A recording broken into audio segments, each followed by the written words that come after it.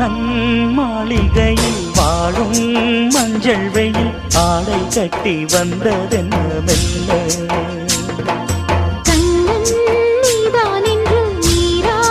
வந்தாள் என்று காதல் கதை ஜாடைகளில் சொல்ல மாலை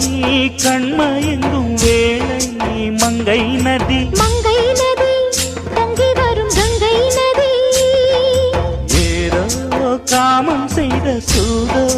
அச்சம் விட அவன் ஒரு பானம் விட